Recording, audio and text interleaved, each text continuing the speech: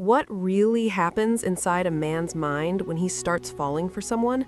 Not the fairy tale version, the actual neurological process that determines whether he stays or walks away.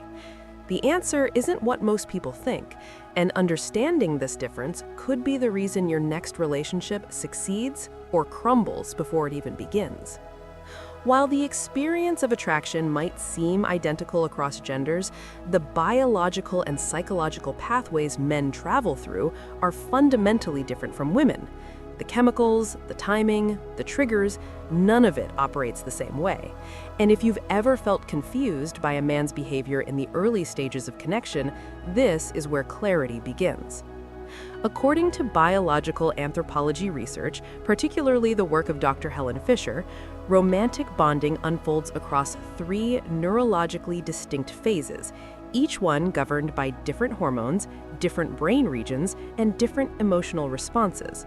The first phase is desire, raw, unfiltered, biological desire.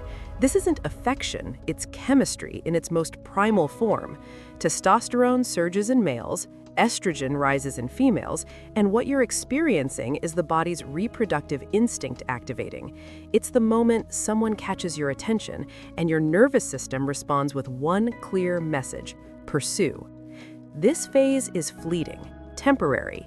It exists to scan for potential mates, not to build meaningful bonds. And mistaking this for something deeper is where most confusion begins. The second phase is infatuation. This is the stage people mistake for love. During infatuation, all mental and emotional resources funnel toward one individual. Thoughts become repetitive, cravings intensify, you feel consumed. This is the work of 3 powerful neurochemicals: norepinephrine, dopamine, and serotonin. Together, they create what neuroscientists describe as a reward-driven obsession. Brain scans of people in this phase mirror brain scans of individuals using stimulants. The same reward circuits light up. That's how neurologically addictive this stage is, and it typically lasts between 6 months and 2 years. That window explains why so many relationships collapse right around the 1-year mark. The third phase is bonding. This is the phase that determines whether a relationship endures beyond the initial high. It's calmer, steadier, less thrilling, but infinitely more significant. Around the 4-year mark, infatuation naturally declines. The dopamine rush fades, but if the relationship was built on more than just chemistry, 2 different hormones take over: oxytocin and vasopressin. These are the hormones responsible for long-term attachment. They foster trust, loyalty, emotional safety. This phase is about partnership, shared goals, building something that lasts. This is what actual love looks like when the fireworks fade. But here's the critical detail. Not every relationship progresses through all 3 phases.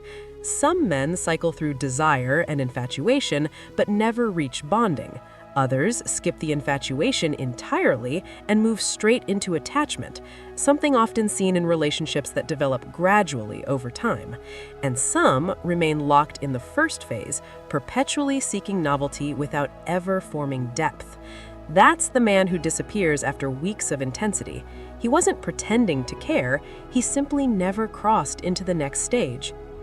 Now let's address one of the most damaging myths in modern dating advice, the idea that making a man pursue you will make him fall harder, that chasing equals investment, that withholding attention creates desire. Here's the reality. Emotionally secure men don't chase. They express interest clearly, and if that interest isn't reciprocated, they move forward. The men who do chase relentlessly typically drawn to the thrill of the pursuit itself, not the person. They're addicted to what they can't have, and once they have it, once the challenge disappears, the compulsion to chase resurfaces elsewhere. This isn't romantic, it's a cycle. Now, the biochemistry of male bonding operates differently than most assume. In the early stages of attraction, testosterone levels in men remain elevated, and elevated testosterone actually inhibits oxytocin, the emotional bonding hormone. That means while a woman might feel emotionally connected after intimacy, a man's brain is still operating in a more detached, physically driven mode. It's only as time passes and testosterone stabilizes that oxytocin begins to influence his emotional state. This is why genuine emotional attachment in men takes longer to form. It's not a choice, it's neurochemistry. Which brings us to one of the most misunderstood dynamics in relationships, the role of physical intimacy in male attachment. The cultural narrative suggests that physical closeness accelerates emotional bonding in men. Research suggests the opposite. There's a documented behavioral pattern called the Coolidge effect, a phenomenon observed across species where males show reduced interest in a familiar partner but renewed motivation towards novel partners. In human relationships, when physical intimacy occurs too quickly, this effect can override attachment formation. The novelty is consumed before emotional depth is established, and interest diminishes rapidly. This doesn't happen in every case, but the pattern is common enough to be significant. Think of it this way. When something is consumed without savoring, the experience lacks dimension. Early physical connection can bypass the stages necessary for oxytocin-driven bonding to occur. Many men have experienced this: intense attraction followed by sudden apathy once physical closeness happens too soon. The lust phase was satisfied, but nothing deeper was given time to develop. That craving for something more meaningful remains unmet, often without understanding why. This is why patience matters, allowing the initial surge of testosterone to settle, letting emotional connection build over time, giving the brain the space it needs to shift from desire into bonding. Most men aren't consciously aware of this process. They're driven by immediate gratification because that's what their biology is urging them towards, especially when attraction is strong. Resisting that impulse requires self-awareness and intentionality. And most people, regardless of gender, lack that awareness early on. It often takes years, sometimes a decade or more, to understand the difference between physical satisfaction and profound intimacy.